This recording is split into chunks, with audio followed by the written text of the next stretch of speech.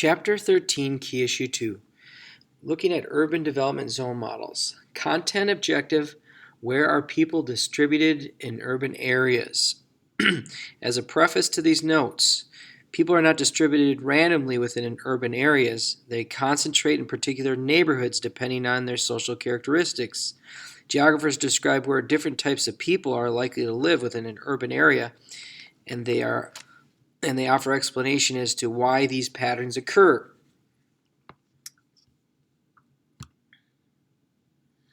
Your ICANN statements. 1. Describe the concentric zone model, the sector zone model, and the multinuclei model.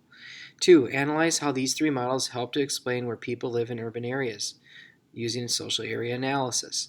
3. Describe how the three models explain patterns in European cities. 4. Describe how these three models explain patterns in cities in developing countries.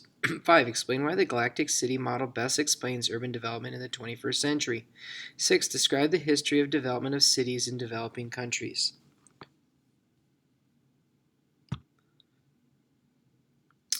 All right, activating prior knowledge.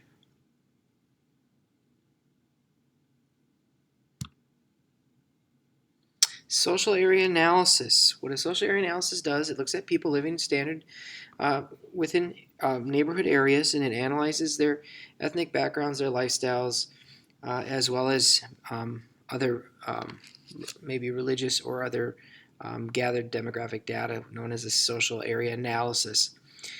So we understand there's various types of people that tend to live with personal characteristics, and they're examined through each of these three models: the concentric zone model, the sector model, and the multinuclei model. When looking at the concentric zone model, sociologist Burgess in 1923 came up with the first model of an urban city. The city that was examined was Chicago. They looked at the distribution of different social groups. They learned that within the distribution of the CBD and social groups, as you extended from the CBD outward, the social class went up. So, in other words, when CBD is where you see the non-residential factories, and the zone of transition are the low-class factory workers, mostly needing to walk to work or bike to work. And then outside of that, the working class, where you have modest homes, and outside of that, there's public transportation, larger houses in the middle class, and then the commuter zone would have been public transportation during this time, which would have been most commonly a cable car.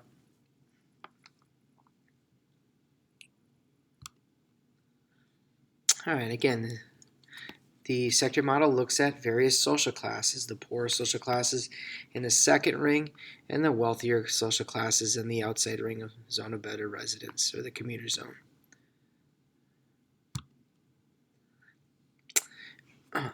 All right, applying it to Houston, we can see that in Houston, newer houses are much more likely to be located in the outer ring, as you see with the key listed in the lower left. And again, these houses would be not as old, newer, and then obviously we can look at that social area analysis with houses near the central city as being much older.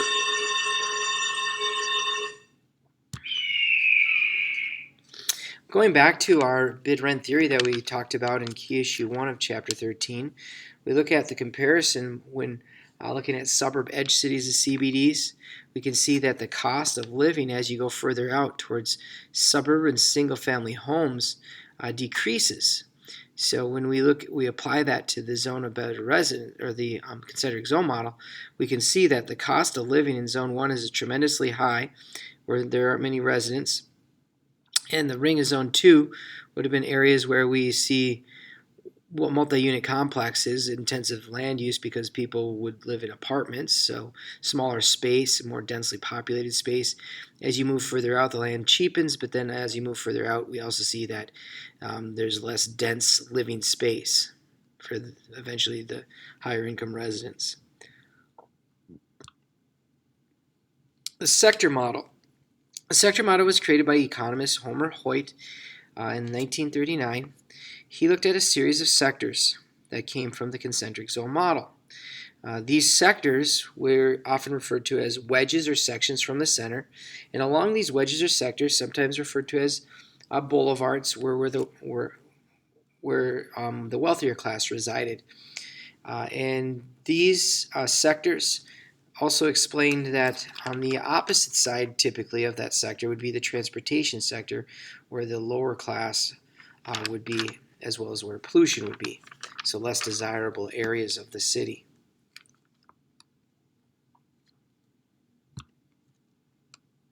Looking at the sector model within Chicago, we see that right here is going to be that boulevard or sector of desirable green space. And then opposite that would be the transportation or poor residents, where near factories and higher incidences of pollution.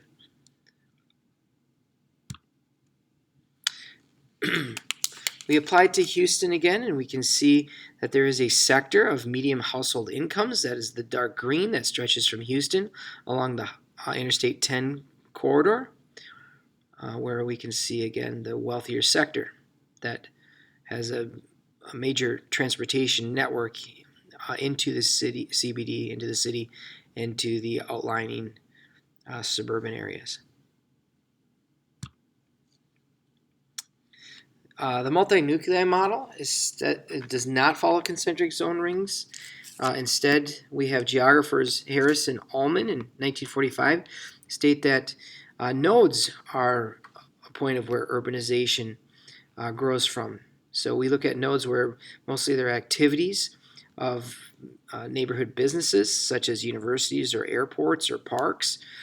And then we can see within these nodes that particular nodes are a draw for wealthier classes, and nodes are a draw for poorer classes, such as we look at university nodes, you're going to have more well-educated, higher class residents and higher class retail stores like bookstores and pizzerias and other restaurants. And then take, for instance, airports. Airports would be where you see the hotels and the warehouses where poor, low-skilled labor tends to reside. But he stated again that this would have been multinuclei, and this is this is during the automobile epoch era, where we begin to see people driving cars post World War II. Cars are more common, or becoming more common, and so now that gives us the mobility for multiple nodes for urban growth. All right, here's a look at the multinuclei. Again, it's urban growth from multiple nodes. And we look at the application of the social area analysis of Houston. We can see that within the nodes, there are enclaves of races and ethnicities, such as African American, tends to cluster around a node in the south, and then to the northeast, and then the northwest and the north. Whereas Hispanic Americans tend to cluster in the north between Interstate 45 and Highway 59, and then also in the southeast. Again, that would follow multinuclei nodes that would attract those ethnic groups. When we look at applying the models, most geographers say they are too simple, but what we do know is that with the concentric zone model, families in newer houses tend to live on the outer ring. Older houses are in the inner ring. And then sector, we know that wealthier families are ones that have higher income along the sector, and then the opposite of the sector, the poor or the low income. In multinuclei model, it helps us understand why there are different ethnic groups that form enclaves.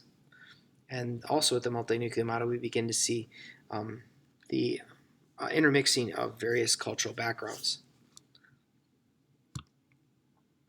Take a moment to reflect on what you learned. All right, continuing on. Again, as I mentioned, the models are too simplistic, as what most critics say. To find contemporary urban patterns in the 21st century, it's more complex. There should be a combination of models.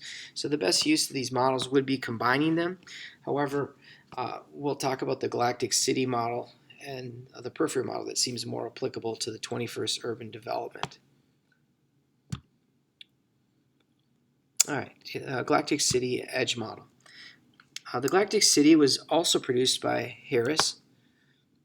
And Harris stated that An urban area consists of an inner city surrounded by large suburban residential and service nodes, or nuclei tied together by a beltway or a road line. So as we can see, here is the belt line. It's a major, usually it's 3 numbers that end in an even number, like a 6. That will tell us a belt line of a city, and it circles the city. Like here in Minneapolis, St. Paul, we have 494 and 694. That would be our belt line.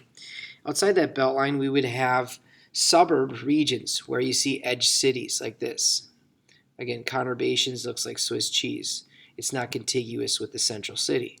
So there are gaps. And we see those edge cities, and those edge cities would be nodes for business and consumer services. As we learned with services, like King of Prussia as an edge city in Philadelphia, we know that in that area it is growing with business services that do not require face-to-face contact. And we also know it's growing with consumer services because of increased intra-regional migration to suburban regions.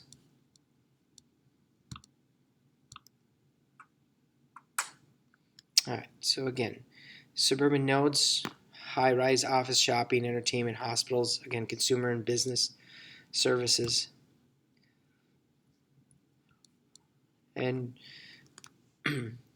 we can see the galaxy of cities. That's the combining, the connections of economic activities found with the example of the King of Prussia Mall, combining different edge cities, as well as the South Coast Metro in Orange County.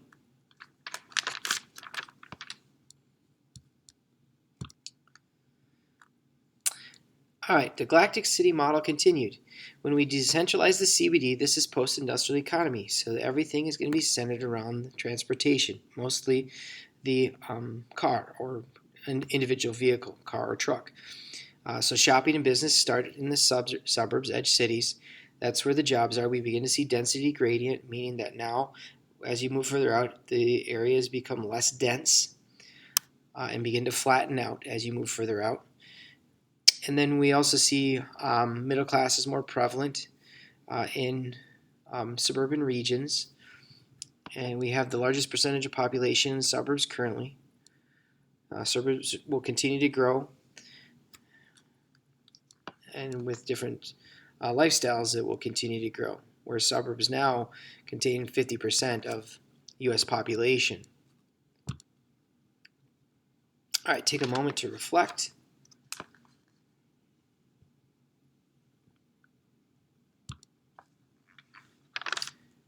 All right, continuing with key issue 2. You're going to continue to look how people are distributed within urban areas outside the United States. 1, you're going to explain the impact of colonialism in Latin America, and specifically on the urban landscapes in other colonial regions. 2, discuss how the ways urban development differs between Europe and North America. 3, explain how Islamic urban areas, such as Southwest Asia, North Africa, Central Asia, Pakistan, and India, or Indonesia, compare and contrast with North American urban models. 4, describe how the developing urban areas will see the largest future urban growth and explain the impact of urban development. 5, describe the social, economic, and political problems that will result in rapid urban growth in developing regions. 6, explain how planned cities and meta cities will potentially alleviate the problems of primate cities. And we've talked about these last 2 with services, and we'll just hit on them again and tie it into looking at an urban analysis. When looking at the sector model outside the United States, we can see in Europe where the high income is clustered within the city, like Paris, for instance, which I think is on the next slide. And they're usually along a major, they can be along a major road or a desirable area of land, such as boulevard, rivers, or hilltops. And when we look at, for instance, in Paris, many will follow the Seine or Marne River valleys. When we look at the concentric zone model, very different than the United States, because the newer houses in Paris, for instance, are in the outer rings. These new suburban houses, though, are high-rise apartments where the poor or the new immigrants reside.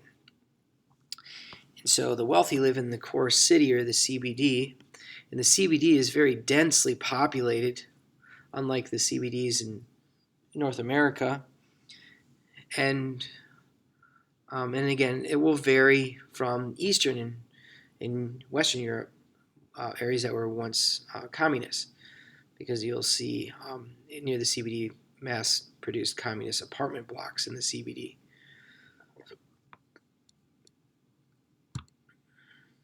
Here's a look at Paris, and again we can see the two rivers, the Marne River and the Seine River, which are desirable areas for new houses and better residence. I'm sorry, that's shown right here. Whoop, right there. So we see segregated neighborhoods. Here we can see percentage of houses, newer houses are built outside, and these are going to be the apartment complexes, high-rise apartment complexes for the poor, newly arriving immigrants.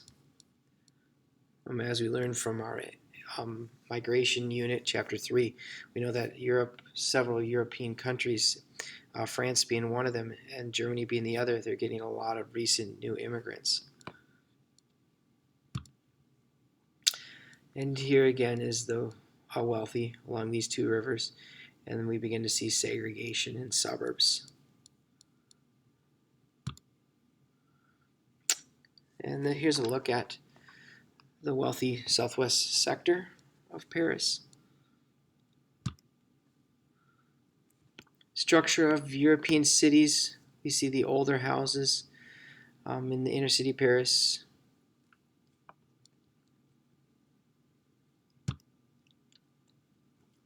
All right, let's take a look at multi-nuclei model. When we look at that in Paris, we can see that there's a large increase with the increase of immigration. We know that there's going to be most ethnic and racial groups will be in suburbs of Paris. And then also we'll see that there will be little opportunity and mobility for youths in suburbs, which can create economic hardships and social problems. And then we see the importance of mass transportation, the need for these lower class and poor wage earners to go to or to travel to the CBD where there's more consumer and business service jobs.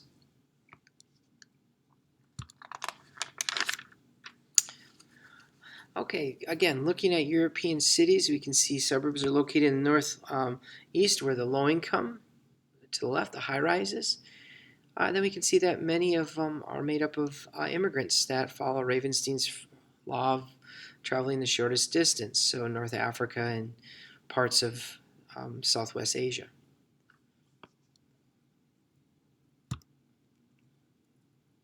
All right, take a moment to reflect on what you've learned. Let's move on to Islamic cities. Islamic cities, their basic principles of a CBD are going to be personal privacy and virtue. In addition to personal privacy and virtue, we're going to see the religious importance of communal living. And then there will be a maze-like landscape, a bazaar in the center, so the marketplace in the center. These, again, will be important in how they're laid out, strategic to the holy place of the mosque, which is the principle, the cultural epicenter, node of these CBDs, basic principles of Islamic CBDs. And then the Kasbah will be the political center. All right, here's a look at Medina in Saudi Arabia, and we can see that in Medina, here we have the mosque as the center. The Great Mosque is right here. That's near where the Hajj takes place. And then we can see the palace, political, public services. And then the bazaar, we should be seeing a bazaar. So maybe they don't show the bazaar here.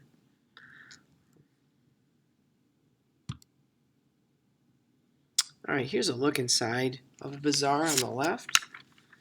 And then you can see the densely and maze-like structures of the Islamic, this Islamic city in Tunisia.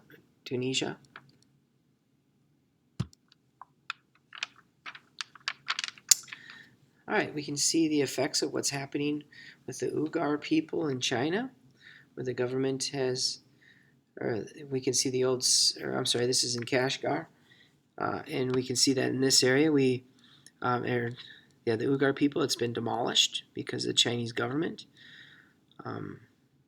Rebuilding wider streets that are easier to monitor and patrol the Uyghur people. All right, take a moment and apply what you've learned.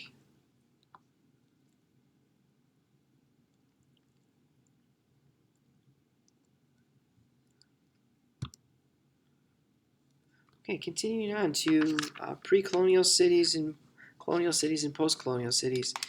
When we look at pre-colonial cities, we can see that most people lived in rural settlements before colonial or pre-colonial cities. One area of the world where there was not as many rural settlements was in Beijing, China. Beijing, China dates back to 10,000 or to 1045 before Common Era, where two dynasties controlled much of Beijing. The first was Kublai Khan's Yuan dynasty, and they called the new city Daba, which is present-day Beijing. And then after the Yuan dynasty was destroyed, it was replaced by the Ming Dynasty, and the Ming Dynasty created the Forbidden City and the Temple of Heaven, and then took on the current name of Beijing. When we look at other areas of the world, we see that in Latin America and Africa and Asia, other parts, most were rural settlements. And then we look at colonial cities and colonial legacy. One feature of colonial European legacy was standardized plans for cities. All Spanish cities in Latin America were built to the laws of Indies, which created a grid-like street plan centered on a church and a central plaza known as a Zoccola. Some places in Europeans built a new city next to the existing one, such as like in Fez, Morocco, where French colonial influenced, before French built a new city in Fez, Morocco, they had a pre-colonial city that had the mosque in the center and the bazaar and the marketplace in the center, narrow streets and open space and cramped residence, as we saw on our previous slide of Islamic urban CBDs. Looking at Mexico City, Mexico City is, pre-colonial Mexico City, it was known as the Aztec, or it was founded by the Aztecs, and it was known as the city of Tenochtitlan.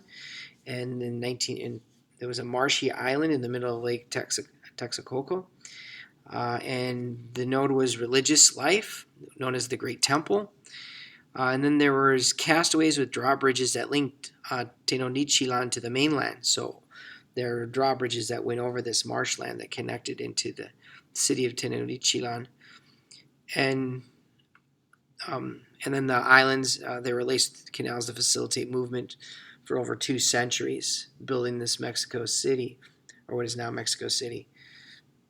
When the Spanish arrived, in Hernan Cortez, and they conquered the Aztecs, they constructed a new city. And the main square they created a Zoccola, which is the area, the central area of a grid-like system. So they implemented a grid-like system with streets, and they also put in a Zoccola, which is the main square, much like European urban models.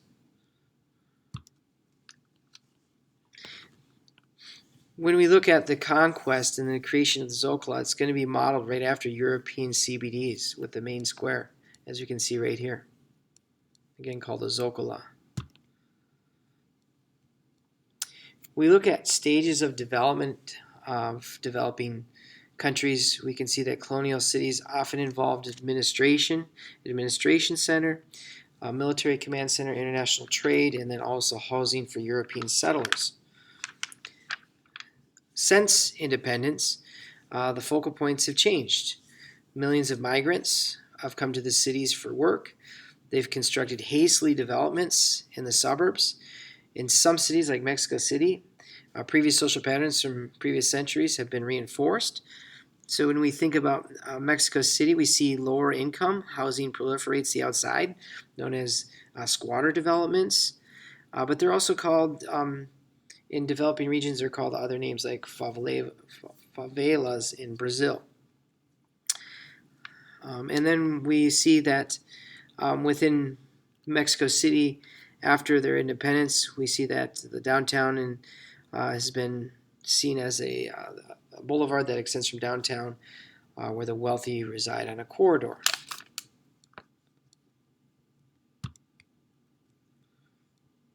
Here's the look at Mexico City.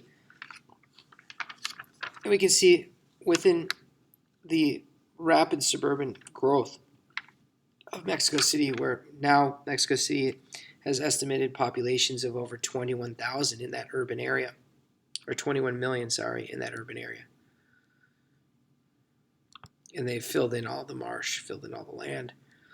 So again, here we can see the urban area, and then we can see the growing of informal settlements that happens in the periphery.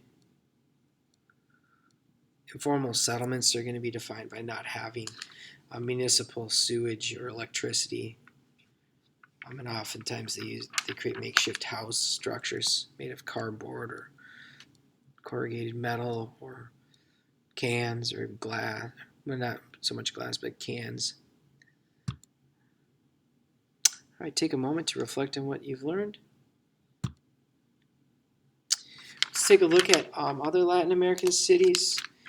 We look at the Latin American city. Oftentimes, the sector model will fit because you have the market, and which is the Zocalo from colonial influence. And then you have the wealthy corridor that extends down that spine or corridor or wedge of a sector model. And then your periphery is going to be your squatter developments, those informal settlements.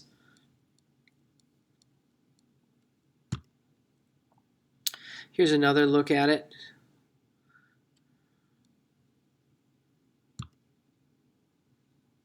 All right, you can watch a video. Okay. All right, let's move on to mixing the models, and we'll take a look at Southeast Asia. Southeast Asia is very different. It doesn't follow concentric zone rings. Southeast Asia has multinuclei. They have important nodes for urban development. So very different than the other developing regions. And we look at the several nodes. They had zones marked for alien zones where foreigners would reside. Usually that would be Chinese workers where they would seek work in another country and they'd live and work there in Southeast Asian cities. And typically they don't have a strong CBD at all. And most of the CBD, public services, business services, and consumer services are found in different nodes or multi-nodes.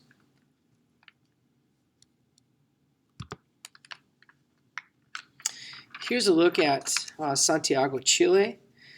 And looking at Santiago, Chile, we can see that the percent of residents with high income are found in the northeast sector of Santiago. And then the poor would reside in other regions. Here's a look at Sao Paulo. Again, most of the wealthy will be found in the eastern side, along all the bluffs or escarpments.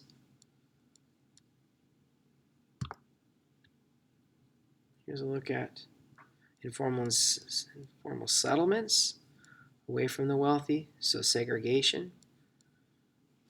And we go back to our ethnicity unit, and we know that Brazil has issues of social or IHDI, where there's social inequality amongst ethnicities. Here's a look at high income in Nairobi, Kenya. We can see industry near the CBD, and we can see the high income, the opposite side of the CBD, and industry. Looking very similar to concentric zone models. All right, and then when we talk about squatter developments, they're going to be very common in developing regions. That's going to be the periphery area. When we talk about the periphery area, they're, again, informal settlements are defined by a resident area where housing has been built on land in which occupants have no legal claim or have not built into the city's standards of legal buildings. So many of these houses are hastily built, and they are made of very poor material. And we see many names are used within cultural vernacular of these regions, such as favelas in Brazil, or babita villas in North Africa, or kampongs in Malaysia. It's estimated that 830 million people live in informal settlements in 2018. Again, informal settlements can be made out of cardboard boxes, crushed cans. They usually steal electricity. There's an absence of bus services, private cars. So for them to, when we look at the interregional migration from rural areas to urban areas for the pull factor of factory jobs, many don't have the transportation to get from the periphery to the factory jobs near the CBD. All right, continuing on with informal settlements. And again, the wealthy will be found near the CBD. Again, there's no institutional law, no governance over these informal settlements. Creates a depiction of the key term dualism, a stark contrast from the wealthy CBD to the poor, dilapidated, poorly constructed informal settlements.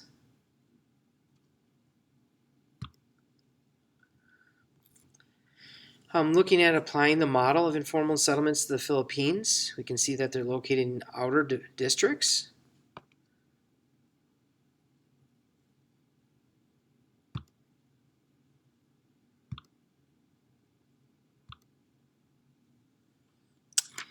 Again, continuing looking at high-income people living in high-rises close to the center and developing regions of the world. We can see with these unintended metropolises that are growing, that creates that dualism. Here's a picture of Rio de Janeiro, where the poor are on the ridge tops.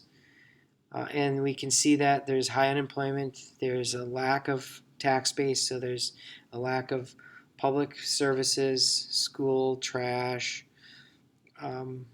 protection, police, firefighters. Like we saw earlier with the city of cemeteries in Cairo, where it's estimated that,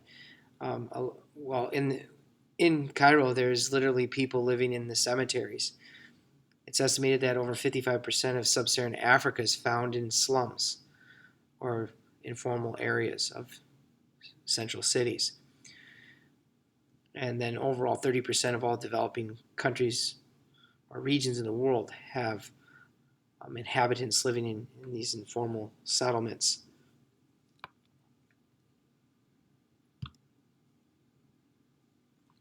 Looking at the concentric zone model to sub-Saharan Africa, we see that the highest natural increase rate is found in sub-Saharan Africa. And with this high, rapid natural increase, where we learned earlier that 3/4 of urban growth is from NIR, of women having children, but 1/4 is from interregional migration from rural to urban centers. We can see that the cities are fastly growing in rings. Which ring do you think is growing the fastest? The periphery, the informal economies, which mentioned in the previous slide, where we have 40%, 55% living in informal regions of the urban areas, that outside periphery. Again, these would accommodate the immigrants or the rural migrants. Take a moment to reflect on what you've learned. All right, I did already mention the Southeast Asian urban model.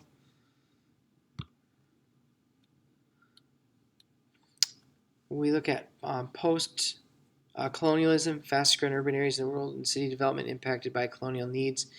So there's the need for central points for resources, ports or central outposts. There's undeveloped urban areas, which are the periphery. Lack of industrialization. With lack of industrialization, there'll be lack of transportation, public facilities. So it results in squatter settlements and forward capital cities. Forward capital cities are moved inward away from the coastlines to remedy some of the problems of primate cities, such as informal economies on the periphery. And again, they do it to nationalize economic development, like we see in Islamabad, Pakistan, or Brasilia, Brazil. Those would be forward capital cities. All right, again, review what you've learned.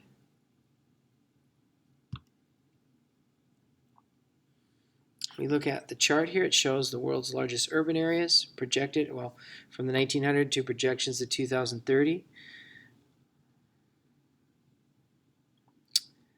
So again, we can see that many of those core countries were cities in the 1900s, where industrial evolution was evolving, and now we see most of that periphery in 2030 are residents of countries that are developing, where they're moving to cities either for secondary sector jobs or growing service jobs. 30% reside in informal regions of the urban areas.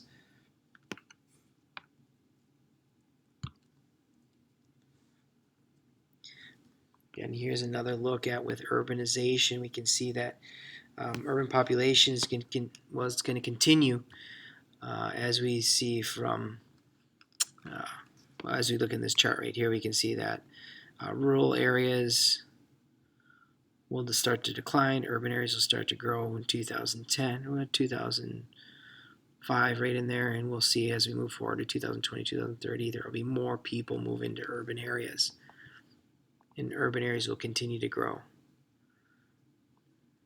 So when we look at this projection, we can see that 56% when the population, 56% will live in urban areas. And our population right now is, in 2020, is 7.8 billion. Forward capitals, continuing with them, again, nationalizing economies. We can see conglomerates that are joining of cities with BRICS and the Asian tigers and the baby tigers. Outsourcing, and we begin to see footloose industries that are not bound by a location within a city for creating high-tech manufacturing or services. Here's a look at China and their use of facial recognition technology to monitor people. All right, in conclusion, make sure you can answer all these questions. That will be the end of Case You Do Notes.